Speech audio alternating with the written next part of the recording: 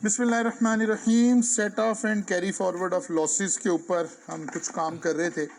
मैंने आपको दोबारा भी डाटा सेंड किया अभी सुबह। उसके साथ ही मैं यूएसबी में लेने की कोशिश कर रहा था तो कंप्यूटर मेरा थोड़ा ऑफ हो गया, लेकिन अब आप लोग वहाँ से ओपन कर लेंगे, ठीक है ना। और हमने जो बातें ऑलरेडी कर ली थी इसके अंदर, वो हमने समझ लिया था कि सेट ऑफ लॉस का क्या मतलब है और फिर कैरी फॉरवर्ड ऑफ लॉस का क्या मतलब है। फिर हमने सेट ऑफ लॉस के ऊपर सेक्शन 56 को पढ़ लिया था और इसको समझ लिया था।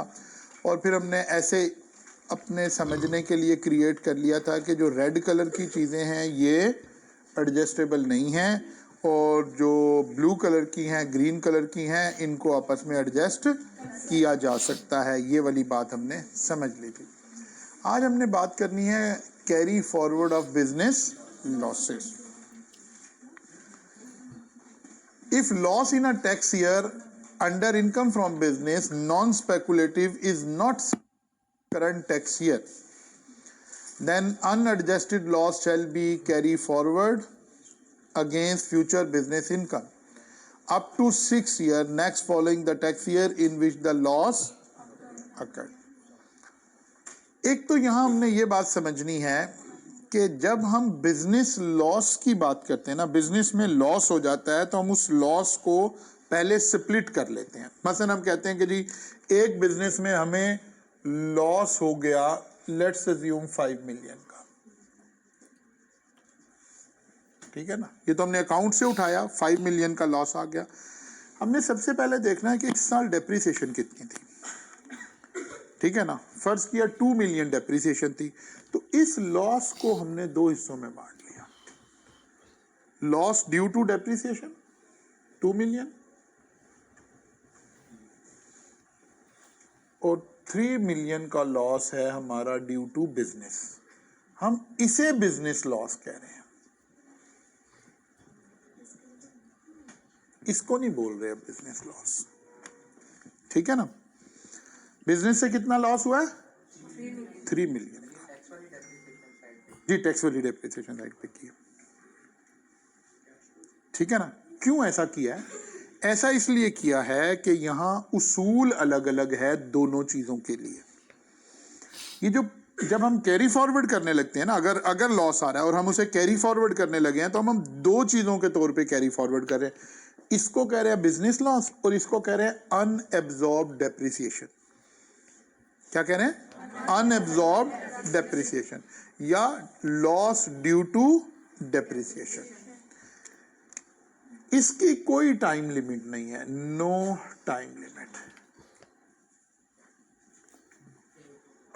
2 साल, 4 साल, 10 साल, 20 साल, 50 साल, जब इनकम हो एडजस्ट कर ले, कोई प्रॉब्लम नहीं। इसके ऊपर लिमिट आ गई है 6 इयर्स। यानी ये लॉस एक किस्म का पेरिशेबल हो गया और ये नॉन पेरिशेबल हो गया, ड्यूरेबल है, कभी भी आप एडजस्ट कर सकते हैं। इसलिए हम दो हिस्से अलग अलग कर रहे हैं। फिर कोई 1 साल 1.5 साल पहले गवर्नमेंट ने एक नया और पंगा उस वाली साइड पे एक पंगा और डाल दिया। उन्होंने कहा यार ये जो अनएब्जॉर्ब्ड डेप्रिसिएशन है ना, इसकी एडजस्टमेंट कैसे होगी, ठीक है ना। तो वो हमने समझना है, उसी के ऊपर मैंने कुछ थोड़ा सा काम करके आपको दोबारा, ताकि आपको समझने में और आसानी हो जाए, उसके ऊपर कुछ थोड़े मैंने पॉइंट्स बना दिए थे। अच्छा जी, फिर एक ख़ास बात है कि अगर ये कोविड के दरमियान ये बात आई थी कि जो होटल इंडस्ट्री है उसको लॉस हो रहा है, तो उसका टाइम हमने एक्सटेंड कर दिया था, 6 साल की बजाय 8 साल कर दिया। Loss of resident company engage in hotel business in Pakistan after वो 2020 के बाद ही वही कोविड वाले दिन चल रहे हैं, तो फिर वो 8 साल तक लॉस को एडजस्ट कर सकते हैं, की बजाय 8 हो गया। अब आती है जी बात, loss of earliest year shell be set of first. जाहिर है जब ये 6 साल आ रहे हैं तो यहाँ फाइफो तो लगाना पड़ेगा ना। फिर हम ये लॉ हमें ना भी कहता तो हम कॉमन विजिलेंस से भी यहाँ फाइफो ही लगा रहे होते कि भाई ये इसका टाइम पहले एक्सपायर हो जाना है, इसको पहले इस्तेमाल कर लेते हैं। अच्छा जी, the loss due to depreciation, amortisation and initial allowance deduction that has not been set off, it shall be set off in the income from business in the following year and so on until completely set off. इसका ये मतलब हुआ इस point का कि ये loss हमने अलग कर लिया है और ऊपर वाला लॉस हमने अलग कर लिया। उस लॉस के लिए 6 साल हो गए और इस लॉस के लिए कोई लिमिट नहीं है। The amount not set of shall be added the relevant amount in the following year. पहले ऐसे सादा सी बात चल रही थी, यहीं तक बात होती थी, फिर ये एक प्रोविजन ऐड हो गई। If taxable income for the current year is equal to और more than 10 million, then brought forward depreciation, amortization and initial allowance shall be set off against 50% of income. Current year depreciation, amortization and initial allowance can be 100% set off. अब यहाँ से ये वाली provision आने के बाद ये कम्प्लेक्स सिनेरियो बन गया। अब आप मोबाइल ओपन कर ले, अनफॉर्चुनेटली डेटा हमारे पास उसमें नहीं है, अभी मोबाइल ओपन कर लेते हैं, वहाँ से ज़रा ये स्लाइड ओपन कर लेते हैं। यहाँ मैंने आपको कुछ स्टेप्स बनाकर दिए हैं अभी सुबह। Set of and carry forward of losses, slide number 9।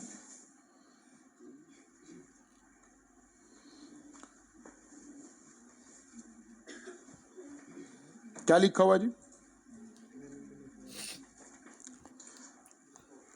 If profit 10 million और अबव, ये वाली स्लाइड पर आ गए आप? ठीक होगी बात? वो कह रहा है कैसे करना है काम। Start with profit before depreciation. पहली बात है, अगर उसने प्रॉफिट आफ्टर डेप्रिसिएशन दिया हुआ और डेप्रिसिएशन भी दी हुई है तो उसे प्रॉफिट बिफोर डेप्रिसिएशन में कन्वर्ट कर ले। ठीक है ना? प्रॉफिट बिफोर डेप्रिसिएशन या लॉस बिफोर डेप्रिसिएशन। तो असल में 3 मिलियन का लॉस आ रहा था, फिर हमने डेप्रिसिएशन चार्ज की तो वो 5 मिलियन में कन्वर्ट हुआ। तो हमने सवाल कहाँ से शुरू करना है? 3 मिलियन से शुरू करना है, प्रॉफिट बिफोर डेप्रिसिएशन। ठीक होगी बात? अब यहाँ मैंने आपको ना स्टेप्स बना के दिए। Step number 1, start with profit before depreciation. Step 2, adjust any business loss carry forward. ठीक है ना? जो पिछले सालों का बिजनेस लॉस आया है उसको पहले एडजस्ट कर लें। मतलब मैं ऐसे ही लिख रहा हूं, फर्ज करें अगर हमारा लॉस की बात नहीं करते, हम प्रॉफिट की बात करते हैं। स्टेप 1 आ गया जी, हमारे पास 6 मिलियन का प्रॉफिट आ गया, लेकिन ये प्रॉफिट भी कौन सा है? प्रॉफिट बिफोर डेप्रिसिएशन है। और हमारे पास पिछले सालों का, यानी पिछले 6 साल एडजस्ट हो सकते हैं ना, पिछले 6 सालों का जो क्यूमुलेटिव एडजस्टमेंट है दैट इज 2 मिलियन। इसको एडजस्ट कर लें। ठीक होगी बात? ये जो इनकम है ये कितनी रह गई? 4 मिलियन। अच्छा, इसे 16 कर लें तो ये 14 मिलियन रह गए। ठीक होगी बात? इस प्रॉफिट का जिक्र हो रहा है, प्रॉफिट आफ्टर, ऐसे लिखा हुआ नहीं है, profit after adjustment of previous losses. अगर ये 10 मिलियन से एक्सीड कर रहा है, अब जरा तवज्जो रखनी है आपने, तो फिर उसूल लगा कि इसके ऊपर डेप्रिसिएशन, जो पिछले सालों की डेप्रिसिएशन है वो इसका 50% तक आप एडजस्ट कर लें, सारी ना एडजस्ट करें इस साल। बात समझ आई है? सारी नहीं एडजस्ट करनी, बल्कि इसका 50%, यानी 7 मिलियन तक की डेप्रिसिएशन एडजस्ट हो सकती है। हो सकता है हम 10 मिलियन की अनएडजस्टेड डेप्रिसिएशन लेकर चल रहे हो, तो कहते हैं यार 7 मिलियन एडजस्ट कर लें ताकि गवर्नमेंट को भी लोअर नहीं, मैक्सिमम यही, हाँ लोअर ऑफ ही obviously, maximum up to 50% of that. ये बात लिखी हुई है। Allowance shall be set off against 50% of the income. अब ये तो प्रीवियस डेप्रिसिएशन की बात हो रही है। फर्ज कर लेते हैं हम अपने सवाल में कि हमारे पास 10 मिलियन की डेप्रिसिएशन थी जो हम ब्रॉड फॉरवर्ड करके आए हुए, ठीक है ना? तो कितनी डेप्रिसिएशन चार्ज कर लें? 7 मिलियन की। 7 मिलियन की डेप्रिसिएशन चार्ज हो गई, बाकी क्या बचा? 7 मिलियन बच गया। ये तो थी प्रीवियस ईयर की। अब करंट ईयर की डेप्रिसिएशन चार्ज कर ले। करंट ईयर की सारी डेप्रिसिएशन चार्ज हो सकती है अगर डेप्रिसिएशन 7 मिलियन से ज्यादा है तो। फिर नहीं, ये तो 10 तो थी पिछले सालों की डेप्रिसिएशन, ये वो डेप्रिसिएशन थी जो एडजस्ट नहीं हुई थी पिछले सालों में, ठीक है ना।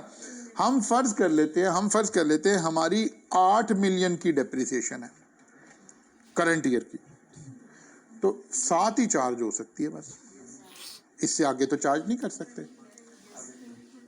बाकी जो 1 मिलियन बचेगी वो कहां चली जाएगी, कैरी फॉरवर्ड, 3 ये और 1 वो। अब आइंदा अगले साल ये कितनी हो जाएगी, 4 मिलियन हो जाएगी।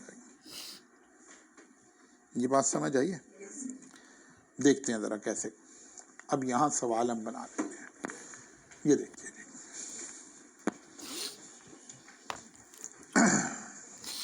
When income is more than 10 million, profit before depreciation 2023 में 26 मिलियन का प्रॉफिट है, टैक्स डेप्रिसिएशन 2023 की 4 मिलियन है, अदर इंफॉर्मेशन में loss brought forward 15 million, unabsorbed depreciation, इसका मतलब है ये वाला ब्रेकअप हुआ है जो हम कह रहे थे, ठीक है ना। अब उस स्लाइड पर मौजूद स्टेप्स से हमने रहनुमाई लेनी है। नंबर 1, प्रॉफिट बिफोर डेप्रिसिएशन कितना आ गया जी, 26 मिलियन। सबसे पहला दूसरा काम क्या करना है, ब्रॉट फॉरवर्ड लॉसेज। लेकिन यहाँ एग्जामिनर जाहिर है आपको, हमने तो अभी बेसिक कॉन्सेप्ट समझा रहे हैं ना, यहाँ साल लिखे हो सकते हैं, इस साल इस साल इस साल इस साल इस साल। तो आपने देखना है, एक तो FIFO अप्लाई करना है, दूसरा देखना है 6 साल से ज्यादा 7वें साल का ना हम एडजस्ट कर रहे हो। क्लियर होगी ना बात, हमने एडजस्ट कर दिया। लॉसेज एडजस्ट करने के बाद जो इनकम आ रही है, अब देखना है कि ये उसूल लगता है कि नहीं लगता, क्योंकि अगर 10 मिलियन से कम है तो फिर आप सारी डेप्रिसिएशन एडजस्ट कर सकते हैं, कोई प्रॉब्लम नहीं है।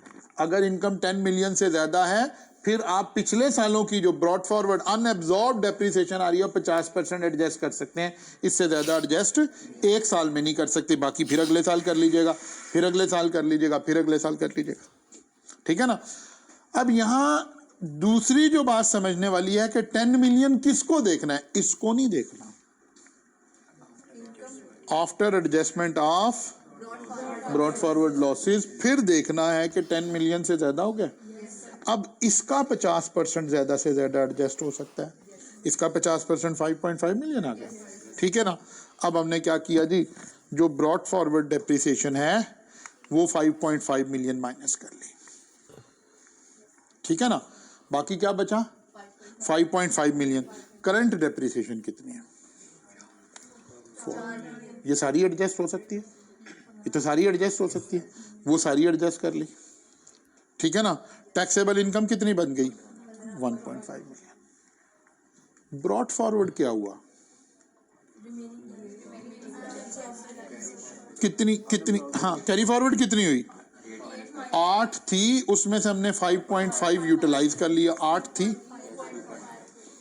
उसमें से 5.5 यूटिलाइज हो गई है, तो 2.5 क्या चली गया।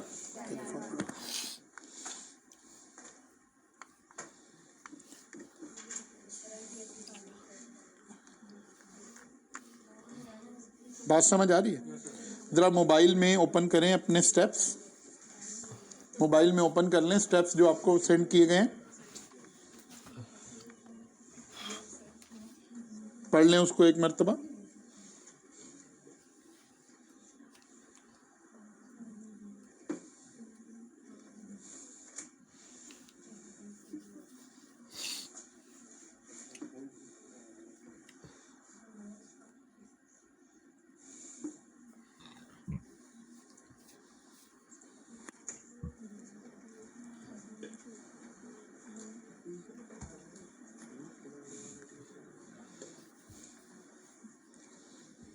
डन हो गया जी, कर लेंगे कैलकुलेशन। अब एक दूसरा कैलकुलेशन कर लें जी, when income is less than 10 million. तो कुछ भी नहीं, बस उसी तरह स्टेप सारे वही हैं, बस सिर्फ जो पिछले साल की 50% नहीं, जितना गुंजाइश है उतनी एडजस्ट हो सकती है। जैसे देखें, हमने वही शुरू किया, वहां से लॉस एडजस्ट किया तो बाकी रह गया 6 मिलियन। अब हमारे पास अनएब्जॉर्ब डेप्रिसिएशन कितनी है, 5 मिलियन, तो सारी एडजस्ट हो सकती है, सारी एडजस्ट कर दी। सारी एडजस्ट करने के बाद करंट ईयर की भी हो सकती है कुछ, वो कर दी। करंट ईयर की कितनी थी? 2 मिलियन थी, तो 2 में से 1 की गुंजाइश बची है। इसका मतलब है अब हमारी टैक्सेबल इनकम इस साल क्या हो गई है? 0 हो गई है, और रिमेनिंग को हम क्लियर हो गई बात। देखिए जरा स्टेप्स क्या लिखे हुए हैं आपके पास। लेस देन 10 मिलियन वाले के पढ़ लें स्टेप्स।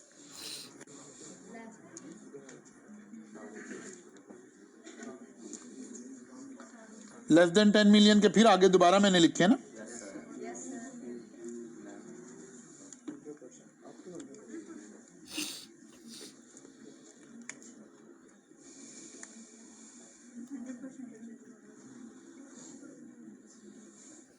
%100% एडजस्ट हो सकती है, हो सकता है प्रॉफिट में इतनी गुंजाइश ना हो। जैसे हमारा प्रॉफिट था 6 मिलियन, फर्ज कर लें 6 मिलियन ना होता, ये होता 1.5 मिलियन, तो 1.5 मिलियन ही एडजस्ट हो सकती है, क्योंकि उससे आगे तो नहीं जा सकते हैं, ठीक है ना। इट कुड बी 100%, इसीलिए लिखा हुआ है कि इट कुड बी 100%। डन हो गया जी, ये सेक्शन भी मुकम्मल हो गया। लेकिन आपने घर जाकर इसको लाजमी तौर पर अपने हाथ से सॉल्व कर लेना है। बस एक सेक्शन बच गया, इसकी वजह से बच्चे परेशान हो रहे होते हैं लॉसेस का। सिर्फ कुछ भी नहीं है, कोई अलग से मुश्किल बात नहीं है, सिर्फ एक टेक्निक लगा दें कि भाई इसको तेज ना पढ़ें, रोज का एक सेक्शन पढ़ लें, उसको आके अच्छी तरह कर लें, तो आपको कोई प्रॉब्लम नहीं आ रही होगी इंशाल्लाह ताला। तो आप कल इसको करके आएंगे और कल हम इंशाल्लाह यहाँ से आगे चलेंगे, और हम इतनी देर थोड़ा सा सेल टैक्स को फर्दर आगे लेकर चलते हैं।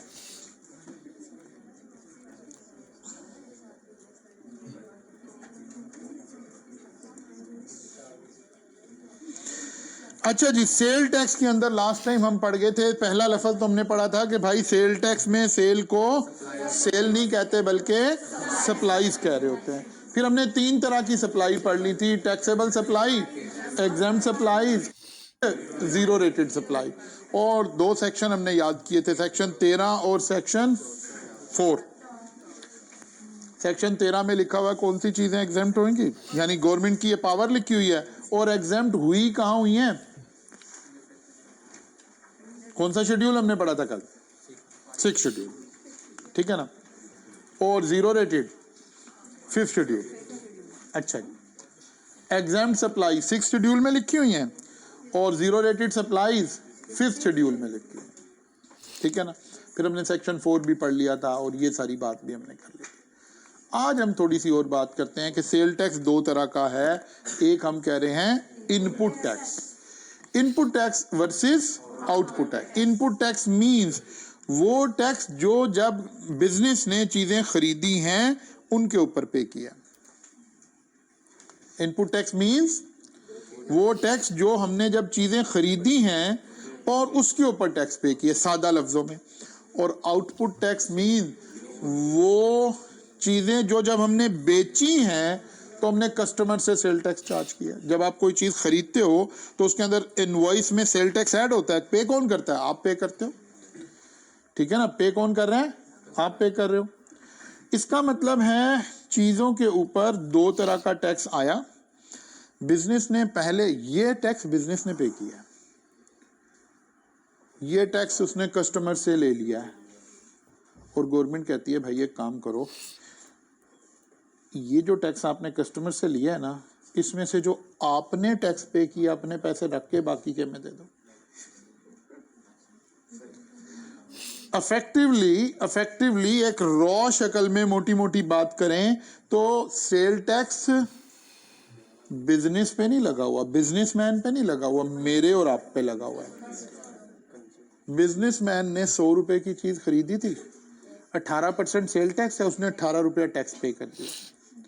ये चीज में वैल्यू एडिशन करके हमें उसने 150 की बेची है, हमने 150 का 18% पे किया, ज्यादा पैसे आए। गवर्नमेंट कह रही है यार आप अपने 18 रुपए काट के बाकी के हमें पे कर दो। This is called input output adjustment. तो बिजनेस सिर्फ फैसिलिटेट कर रहा है, गवर्नमेंट को टैक्स कलेक्ट करने में मदद दे रहा है। हाँ, जितनी देर रॉ मटेरियल पड़ा रहा उतनी देर बिजनेसमैन की इन्वेस्टमेंट हो गई है, पैसा उसका इन्वेस्ट हुआ है। क्योंकि जब जब चीज़ें खरीद रहे हैं, टैक्स पे करना पड़ रहा है बिजनेसमैन को। जब चीज़ें बिकेंगी, कस्टमर से पैसे आएंगे तो एडजस्ट हो जाएगा। तो ये दो डेफिनेशन बड़ी अहम है, sale tax paid on the purchases of taxable supplies और सेल टैक्स चार्ज ऑन। इसको हम जरा आसान सादा तरीके से समझने लगे हैं। अभी जब हम सेल टैक्स पढ़ चुके होंगे ना, फिर हमें लगेगा सर ने ये स्लाइड गलत बना दी थी। नहीं, गलत नहीं बना दी थी। अभी हम मोटी मोटी बात, कॉन्सेप्ट को टेकअप करने के लिए समझ रहे हैं। ठीक होगी बात। हमने आगाज किया ए बंदे से, value of supply exclusive of, exclusive का मतलब है सेल टैक्स शामिल नहीं है। 100 रुपए की चीज उसने खरीदी है, क्योंकि सेल टैक्स भी मुल्क में एग्जिस्ट करता है, तो जिससे खरीदी है उसने 18% टैक्स चार्ज किया। चीज 100 रुपए की थी, लेकिन उसने इससे पैसे 118 रुपए लिए। इसने 118 रुपए देकर चीज खरीद ली। जब ये बंदा आया, ठीक है, अच्छा ऐसे चलते हैं। अब हुआ क्या, इस बंदे ने परचेजेस में लाकर ऐसे चेन बनाने लगे। ठीक है ना, जरा समझने के लिए, ये जो 118 रुपए की किसी बंदे की सेल थी, मिस्टर ए की, मिस्टर बी की ये परचेजेस थी, पहले जिसने खरीदी। बात समझ आ रही? ठीक है ना।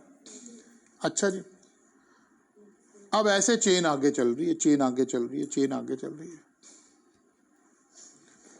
इसने 118 की चीज ली, यानी 100 रुपए की चीज ली, इसको बेच दी।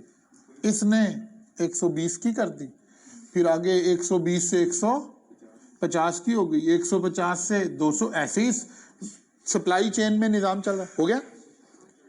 चलो बस ठीक, ओके, जज़ाकल्लाह जी। हमने ये पहला बंदा समझा कि ये रजिस्टर्ड नहीं था, कहीं से तो आगाज करना था ना। ठीक है ना, कहीं से तो, वरना हम उस बहस में पड़ जाएंगे कि जी हर एक का कोई क्रिएटर है, कहीं स्टॉप लगाना पड़ेगा। कोई एक हस्ती माननी पड़ेगी कि जो सबकी क्रिएटर है। और जो इस तरह का सवाल कि नहीं जी अगर सब हर एक का क्रिएटर है तो फिर अल्लाह का क्रिएटर, फिर तो मसला हल ही नहीं होगा। कहीं तो एक कांस्टेंट बनाना पड़ेगा ना। तो वो एक पॉइंट से हमने शुरू कर लिया। मतलब क्या हुआ, इनपुट आउटपुट एडजस्टमेंट। अब इस बंदे ने इनपुट टैक्स में कितना टैक्स पे किया था, और इसने कस्टमर से कितना ले लिया, 21 रुपए। तो क्या करे, 3.6 जो है वो गवर्नमेंट को चला जाएगा। ऐसे गवर्नमेंट को थोड़ा थोड़ा टैक्स इकट्ठा होता चला जाएगा। बात समझ आ गई? बिजनेसमैन पे कोई टैक्स, हम क्या पढ़ रहे हैं, सेल टैक्स एक्ट 1990 में टैक्स आया। ये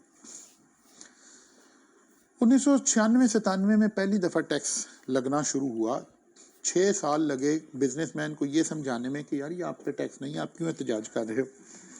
बिजनेसमैन एहतजाज कर रहे हैं, गवर्नमेंट से लड़ रहे हैं, हमने टैक्स नहीं देना, हम ये कर देंगे।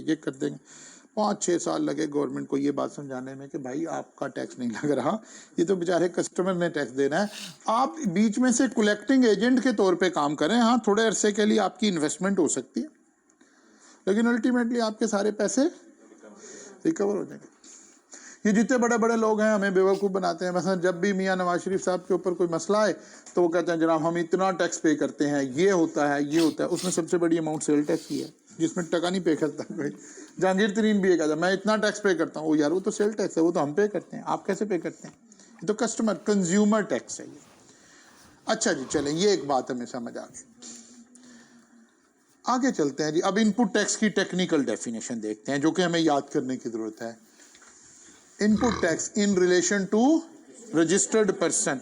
अच्छा, सेल टैक्स में कॉन्सेप्ट क्या है, पहले एक आदमी रजिस्टर्ड होता है, फिर उसको अलाउ किया जाता है कि भाई आप टैक्स चार्ज कर सकते हो। ठीक है ना, क्योंकि होना क्या है, सेल टैक्स एक बहुत बड़ी नेमत बन गई। बाद में बिजनेसमैन को तो समझ आई ना कि यार सेल टैक्स तो एक बड़ा ज़बरदस्त काम है। हम लोगों के पैसे हम टैक्स काटेंगे और टैक्स 1 महीने के बाद पे करना है हमने, गवर्नमेंट को तो अगले महीने जाके पे करना है ना। तो ये इतना सारा पैसा हमारा पास, गवर्नमेंट का हमारी पास पड़ा होगा, हम इसे इस्तेमाल भी करेंगे अपने बिजनेस में। जो बड़े बिजनेसमैन हैं उनके लिए ये करोड़ों अरबों रुपया हो सकता है। ये किस्म का इंटरेस्ट फ्री लोन मिल रहा है उन्हें। मसलन आप ये चले जाए ना एम्पोरियम मॉल वगैरह में, तो यहाँ जो ग्रोसरी का, कारफोर का जो है, इनकी तकरीबन एवरेज सेल पर डे जो है वो है, अदर देन वीकेंड, कोई 2-2.5 करोड़ रुपया, वीकेंड पे कोई 5 करोड़ रुपया पर डे। अब आप सिर्फ इसे 2 करोड़ ही अज्यूम कर लो, 18 लाख रुपया पर डे मल्टीप्लाइड बाय 30 करें जरा, 18 लाख रुपया पर डे आया टैक्स का, मल्टीप्लाइड बाय इतने पैसे तो उनके पास गर्दिश कर रहे हैं हर वक्त, इंटरेस्ट फ्री लोन। बात समझ आ रही है ना। अब हर बंदे को तो ये इख्तियार नहीं दिया जा सकता कि गवर्नमेंट की बिहाफ पे पैसे लोगों से काट ले। उसके लिए जरूरी आप पहले क्या होंगे, रजिस्टर्ड होंगे, फिर ऑथराइज होंगे। If person is not registered तो वो सेल टैक्स चार्ज नहीं कर सकता। अच्छा जी, इसीलिए लिखा हुआ है input tax in relation to registered person. Input tax in relation to registered person means tax levied on supply of good received by the person. Supply of good received का मतलब है परचेजेस, खाली सप्लाईज बोलेंगे इसका मतलब है cell, ठीक है ना। वो कहता है जब आपने चीजें खरीदी हैं उस वक्त जो टैक्स पे किया है वो आपके शू में क्या है, input tax. Tax levied on goods imported bye the person, और अगर उस भी बंदे ने कोई चीजें खुद इंपोर्ट की हैं तो इंपोर्ट की स्टेज पे सेल टैक्स लगेगा, वो भी उसकी किस डेफिनेशन में आ गया, इनपुट टैक्स की डेफिनेशन में आ गया। Tax levied under federal excise act in cell tax mode on goods services acquired by the person. अच्छा, जब सेल टैक्स नहीं था ना तो एक टैक्स होता था एक्साइज टैक्स, फिर सेल टैक्स डिवाइस हो गया तो चीजें आहिस्ता आहिस्ता एक्साइज छोड़कर उस पर सेल टैक्स लगना शुरू हो गया, सेल टैक्स लगना शुरू हो गया। अभी भी कुछ चीजें ऐसी हैं जिसमें आज भी एक्साइज ड्यूटी लग रही है, एक्साइज टैक्स लग रहा है। उनमें से कुछ चीजें ऐसी हैं जिसको हम कहते हैं कि ये एक्साइज तो लग रहा है लेकिन इन दी मोड ऑफ सेल टैक्स लग रहा है। जैसे हमारे मोबाइल की सर्विसेज के ऊपर एक्साइज ड्यूटी लगती है। अब फर्ज करें एक फैक्ट्री है, उसके अंदर मोबाइल्स हैं, उसके ऊपर एक्साइज ड्यूटी पे हो रही है, तो कहता है वो भी आपका इनपुट ही है, उसको भी इकट्ठा कर लें। हमने ये सारा इकट्ठा करके एडजस्ट कर लेना है ना, ये पैसे हम इन्वेस्ट कर रहे हैं, जब कस्टमर से आएंगे अपने रख के बाकी के गवर्नमेंट को दे देंगे। कौन कौन से टैक्स हमने काट लेने हैं जो इनपुट की डेफिनेशन में आ जाएंगे। कह रहा है जो चीज़ें आपने खरीदी हैं उस पर जो टैक्स दिया है ये आपका इनपुट है, जो चीज़ें आपने इंपोर्ट की हैं उसके ऊपर अगर कोई सेल टैक्स दिया है ये आपका इनपुट है। अगर किसी चीज़ के ऊपर एक्साइज लगी है इन दी मोड ऑफ सेल टैक्स तो वो भी आपका इनपुट है, उसको भी इकट्ठा कर लें। Provincial cell tax levied on services render और प्रोवाइडेड बाय दी पर्सन, वो कहता है वो भी ऐड कर लें। कितनी चीज़ें ऐड हो गई, 4। Tax levied under Sale Tax Act 1990 as adopted in the state of Azad Jammu and Kashmir on the supply of goods received by the। कहता है अगर आपने कश्मीर से कोई चीज़ खरीदी है, और अब जाहिर है टेक्निकली तो कश्मीर एक अलग स्टेट है ना, आज़ाद कश्मीर एक अलग स्टेट है, उनका अपना सदर है, अपना वजीर आज़म है, हमारा तो कोई है नहीं, ठीक है ना। तो उनका सदर भी है, वजीर आज़म भी है, वहाँ सेल टैक्स लग रहा है। वो कहता है यार वो जो आपने टैक्स पे किया ना वो भी इनपुट टैक्स है आपका। अब असल में इसको रिवर्स करेंगे तो बात समझ आएगी। अगर मैंने कोई चीज़ें यूके से इंपोर्ट की हैं तो वहाँ भी सेल टैक्स मैंने पे किया है, लेकिन वो इनपुट टैक्स की डेफिनेशन में शामिल नहीं है, वो नहीं वापस मिलना। जब हमने चीज़ें इंपोर्ट की हैं पाकिस्तान में जो सेल टैक्स लगा इंपोर्ट की स्टेज पे वो इनपुट की डेफिनेशन में शामिल हुआ। बात समझ आ रही है। अब इस सेंस में यूके का, किसी अमेरिका का, जर्मनी का, फ्रांस का, किसी भी मुल्क का सेल टैक्स हमें इनपुट की डेफिनेशन में नहीं है, लेकिन आज़ाद कश्मीर का है। बात समझ आ रही ना। आज़ाद कश्मीर में से अगर आपने कोई चीज़ें खरीदी हैं और उसके ऊपर सेल टैक्स चार्ज हुआ है वो आपको वापस मिल जाएगा, कोई बात नहीं है, वो इनपुट की डेफिनेशन में शामिल है। डन हो गई। कितनी चीजें शामिल हैं? 5। Number 1, tax levied on the supply of good received bye the person. Number 2, imported good. Number 3, excise. Number 4, provincial tax. Number 5, आजाद जमा। ये सारे टैक्स हमारे मुल्क में पे हुए हैं। टेक्निकल आज़ाद कश्मीर को इसलिए डिस्कस करना पड़ गया कि टेक्निकली वो हमारा मुल्क नहीं है, इसलिए हमने उसको अलग से आइडेंटिफाई कर दिया। यहाँ से ये बात समझ आई कि किसी और मुल्क का पे किया हुआ सेल टैक्स यहाँ रिफंड नहीं होगा। अच्छा जी, इनपुट टैक्स हो गया, इकट्ठा कर लिया सारा आपने। Output tax in relation to registered person means tax levied on supply of goods made by the person. Sale पर tax charge under federal excise act in the sale tax mode. Sale tax levied on the service provided by the person under Islamabad capital territory. ठीक हो गई बात। ये 3 चीजें output, इन तीनों को इकट्ठा करें, आउटपुट में से इनपुट करें माइनस बाकी का गवर्नमेंट को दे दें। ये एक मोटा मोटा उसूल की बात हो रही है, ठीक है ना। आउटपुट माइनस इनपुट, मोटे मोटे उसूल की बात हो रही है। इसे रिफाइन करना है, कितना पे करना है कितना नहीं। आपको पता है गवर्नमेंट एकदम से शक में पड़ जाती है। जैसे अभी जो हमने पढ़ा था लॉसेस, गवर्नमेंट ने कहा यार आपका जो लॉस एडजस्ट नहीं हुआ जो डेप्रिसिएशन की वजह से, उसे जब मर्जी एडजस्ट कर ले। साथ ही उन्होंने ख्याल है नहीं नहीं नहीं नहीं, अगर इनकम आपकी ज़्यादा है तो भाई सारा एक दफ़ा में ना करें, थोड़ा थोड़ा करके करें ताकि गवर्नमेंट को भी पैसे आते हैं। ऐसा ही कुछ शक यहाँ भी पड़ सकता है। इसके लिए मोहतात होकर मैं भी क्या कह रहा हूँ, मोटा मोटा उसूल बता रहे हैं कि आउटपुट में से इनपुट माइनस करें, बाकी का गवर्नमेंट को जमा करा दें। तो ये रटा लगाने वाली डेफिनेशन है। ऐसे ही एग्जामिनर पूछ लेता है कि इनपुट टैक्स की डेफिनेशन बताएं, आउटपुट टैक्स की डेफिनेशन बताएं। क्लियर होगी बात? अच्छा जनाब, सप्लाई मीन्स अ सेल और transfer of right to dispose of goods as owner including sale under hire purchase agreement. किस्तों पर हायर परचेज मीन इंस्टॉलमेंट वाला बिजनेस। एंड ऑल्सो इंक्लूड, अब देखो मीन से डेफिनेशन शुरू हुई और इंक्लूड भी आ गया। पहले एक खुद ही डेफिनेशन बनाई आपने, सप्लाई मीन सेल और transfer of right to dispose of goods as owner. वो कहते हैं जब आप कोई चीज एज ऑनर डिस्पोज ऑफ करें यानी उससे सेल करें, including hire purchase sale and also include putting to private business or non-business use of goods produced during taxable। वो कहते हैं भाई अगर आप कोई चीज बनाते हैं और आप उस चीज का कोई प्राइवेट यूज कर लेते हैं यानी घर ले जाते हैं, मतलब आप अज्यूम करें ये कंपनी ग्री जो है एसी बना रही है। Now AC banana is a taxable activity. 6 schedule में जाके हमने देखा क्या एसी एग्जेम्प्ट है, तो पता चला एग्जेम्प्ट नहीं है, तो टैक्स लगेगा भी इसके ऊपर।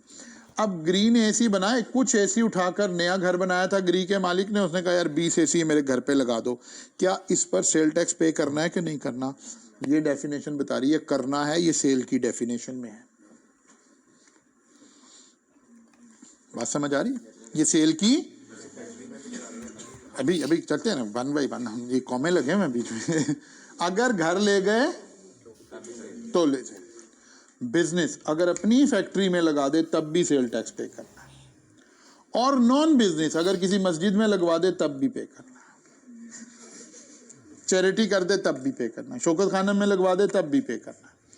यानी जो टैक्सेबल चीज है वो आप जिस तरह भी डिस्पोज ऑफ करें उस पर टैक्स पे करना पड़ेगा। अदरवाइज टैक्स चुराने का सबसे आसान जरिया यही बन जाता। ठीक है ना। वो कहता है क्या आप खुद इस्तेमाल करें, क्या है बिजनेस में इस्तेमाल कर लें, क्या है नॉन बिजनेस में इस्तेमाल कर दें, ये टैक्सेबल एक्टिविटी है, इस पे टैक्स चार्ज आपने करना है। ऑक्शन और disposal of good to satisfy a debt. वो कहता है जी हमने तो जनाब लोन लिया हुआ था और लोन वालों को गारंटी के तौर पे हमने कहा हुआ था यार हमारा 500 एसी आपके पास गारंटी के तौर पे पड़े हैं, आपने लोन पे नहीं किया, वो जो गारंटर बैंक था उसने आकर ये एसी बेचकर अपने पैसे रिकवर कर लिए हैं, तो क्या बैंक ने अब चार्ज करना है सेल टैक्स? कहता है बिल्कुल करना है। ऑक्शन और disposal of goods to satisfy debt, वो कहता है क्या इस ट्रांजैक्शन पे भी सेल टैक्स चार्ज होना है? कहता है बिल्कुल चार्ज होना है। Possession of taxable good held immediately before D registration. आगे हम पढ़ेंगे एक प्रोसेस है रजिस्टर्ड होने का, कि जनाब मुझे रजिस्टर्ड किया जाए। रजिस्टर्ड होने का फायदा क्या होगा? अब मैं टैक्स चार्ज कर सकूंगा। अब मैं टैक्स चार्ज, अच्छा मैं अनरजिस्टर्ड हूं, मैं टैक्स चार्ज नहीं कर सकता, लेकिन मुझे चार्ज होगा। अब वो कह रहा है जो मैं चीजें खरीद रहा हूं मेरा इनपुट टैक्स तो है, आउटपुट नहीं है। इसका मतलब है मैं पल्ले से पैसे दे रहा हूं या मेरी कॉस्ट बढ़ रही है, लेकिन अगर मैं रजिस्टर्ड हो जाऊंगा तो फिर मैं आगे चार्ज कर लूंगा। अब मेरी कॉस्ट कोई नहीं बढ़ रही है, कस्टमर की कॉस्ट बढ़ रही है, मेरी नहीं बढ़ रही है। लेकिन रजिस्टर्ड होने का भी एक प्रोसेस है, डी रजिस्टर्ड होने का भी प्रोसेस। वो कहता है अगर कोई आदमी डी रजिस्टर्ड हो जाए तो जितना स्टॉक उसके पास पड़ा होगा ना, हम इसे सेल एज्यूम कर लेंगे और इसे पहले कहेंगे कि पहले इसका टैक्स जमा करो फिर तुम्हें डी रजिस्टर्ड करेंगे। ये बात समझ आ रही है? पोजेशन ऑफ टैक्सेबल गुड्स, मसलन फर्ज करें ये गृह वालों की हम एग्जांपल ले रहे हैं। गृह वालों का 1000 एसी पड़ा है और उन्होंने गवर्नमेंट को फाइल कर दिया कि हमें डी रजिस्टर करते हैं, और अगर ठीक है कर देते हैं भाई, 1000 जो है ना एसी, इट इज एज्यूम कि ये सेल हो गए हैं, इनका टैक्स जमा करा दो, फिर आगे बात करते हैं। Possession of taxable good held immediately before D registration. In case of manufacture of goods belonging to another person, the transfer or delivery of such goods to the owner or to the person nominated by him. वो कहते हैं वो लोग जो services provide कर रहे हैं, जैसे टेक्सटाइल सेक्टर में आम बात है कि एक शख्स का वीविंग यूनिट है, क्योंकि आपने ये पढ़ा हुआ है उधर I2B में, इसलिए मैं लफ्ज़ इस्तेमाल कर रहा हूँ कि टेक्सटाइल सेक्टर में एक बंदे ने वीविंग की फैक्ट्री लगाई, उसने फैब्रिक बना लिया, फिर उसने ये फैब्रिक एक डाइंग की फैक्ट्री में भेजा जिसने डाई करके वापस दे दिया चीज़ें। तो वो जो डाइंग करने वाला बंदा है, वो जो डाइंग कर रहा है उस वक़्त वो भी उसकी क्या कहलाएगी? सेल कहलाएगी, यानी वो भी टैक्स चार्ज करेगा आपको डाइंग के चार्जेस के ऊपर। The board with the approval of federal minister in charge may specify other transaction as supply. वो कहता है भाई 1 2 3 4 बातें तो हमें मोटी मोटी समझ आ गई, कल को हमें कोई पांचवी नजर आए तो हमें एक्ट ना चेंज करना पड़े, क्योंकि एक्ट के चेंज करने का तो मसला है ना। जैसे आजकल एक्ट कैसे चेंज होगा? गवर्नमेंट तो मौजूद नहीं, असेंबली तो मौजूद नहीं, ऑर्डिनेंस होता तो चलो हम सदर से ही हेल्प ले लेते, ठीक है ना। तो सदर से तो नहीं हो सकता, ये तो एक्ट है। इसलिए सेल टैक्स में आपको बार बार ये लफ्ज़ मिलेगा कि फेडरल गवर्नमेंट के पास ये इख्तियार है, FBR के पास ये इख्तियार। Board with the approval of federal minister in charge में specify other transaction as supply. तो अनदर डेफिनेशन जिसे आपने अच्छी तरह रट्टा लगाना है, ये एज इट इज डेफिनेशन आएंगी यहाँ से। सप्लाई की डेफिनेशन, इनपुट की डेफिनेशन, आउटपुट की डेफिनेशन। गुड्स नहीं बस कहाँ करें, बस इसके बाद बस कर देंगे। Goods include every kind property other than ऑक्शनेबल claim, money, stocks, share and securities. वो कहते हैं सेल टैक्स में गुड्स का मतलब है सिर्फ और सिर्फ मूवेबल प्रॉपर्टी। इसका मतलब है मुल्क में जब सेल टैक्स लगेगा ना तो मूवेबल चीजों पे लगेगा, इमूवेबल पे नहीं लगेगा, यानी प्रॉपर्टी पे सेल टैक्स नहीं लग सकता, क्योंकि सेल टैक्स तो जो इमूवेबल चीजें हैं वो तो गुड्स की डेफिनेशन में फॉल ही नहीं की, और फिर कुछ मूवेबल निकाल दी, मसलन ऑक्शनेबल क्लेम, मनी, स्टॉक्स, शेयर, इनके ऊपर सेल टैक्स नहीं लगेगा।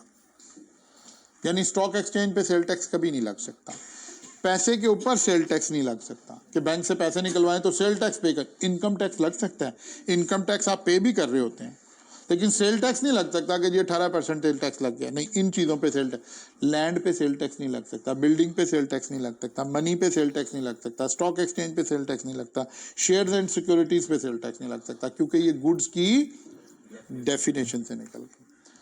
फिर आ गया जी taxable goods. Taxable goods mean all goods other than those which have been exempt under section 13।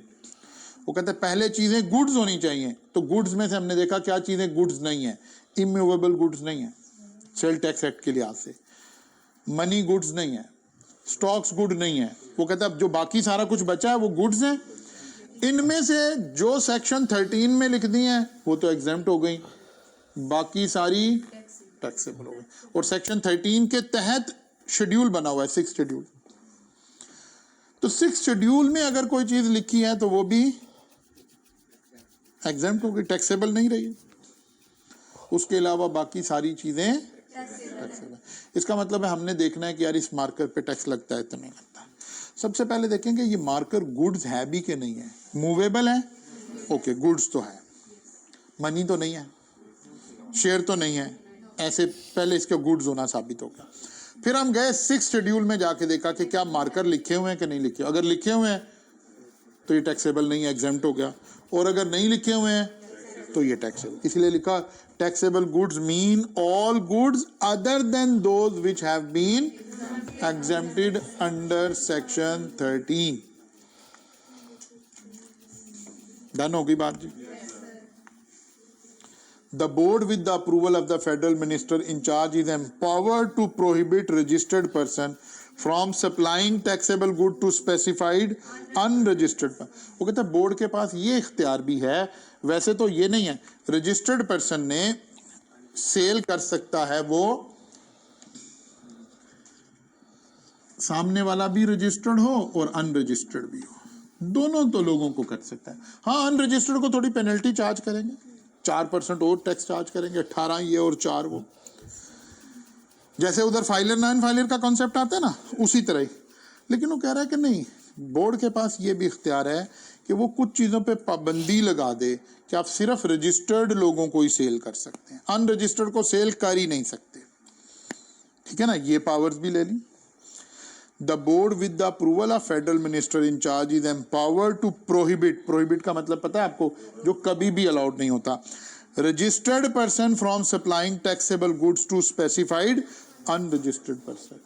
कि गवर्नमेंट कहते हैं जी शुगर मिल वाला अनरजिस्टर्ड को शुगर सेल ही नहीं कर सकता, ओके, ताकि लोगों को रजिस्टर्ड होना पड़े। हम रजिस्ट्रेशन के कॉन्सेप्ट को प्रमोट करें, हम लोगों को रजिस्टर्ड करें, लोग टैक्स देना शुरू करें। अगर लोग टैक्स देना शुरू कर दें और हम उस पैसे को सही इस्तेमाल करना शुरू कर दें तो फिर तो हमें ऐसे सारी दुनिया में जाके ये ना कहना पड़े कि तुम्हें पता है मैं पैसे लेने नहीं आया। ठीक है ना, फिर वो वाले डायलॉग नहीं बोलने पड़ेंगे, फिर तो हम इज्जत से भी जी सकते थे। ठीक होगी ना बात। चलो जी यहाँ से यहाँ रुक जाते हैं, लेकिन आप, मैं फिर बार बार कह रहा हूँ, हम इसे एक बड़ी टेक्निक के थ्रू पढ़ रहे हैं, लेकिन वो सारी टेक्निक फारिग हो जाएगी अगर आपने घर जाके काम ना किया तो। ठीक है ना, अगर आप घर जाके खुदा ना खास्ता काम नहीं करेंगे तो फिर कोई फायदा नहीं है। फिर तो हम वन गो में तेज पढ़ के एक दिन में लॉसेस पढ़ लेते, उसका कोई नुकसान नहीं था, क्योंकि ना आपको पहले समझ आने थे ना बाद में आने थे। लेकिन अगर आप इसको फॉलो कर रहे हैं तो फिर आपको समझ आने हैं। लेकिन ये जब भी है जब आप आज का काम आज करेंगे। कल मुलाकात होगी इंशाअल्लाह ताला।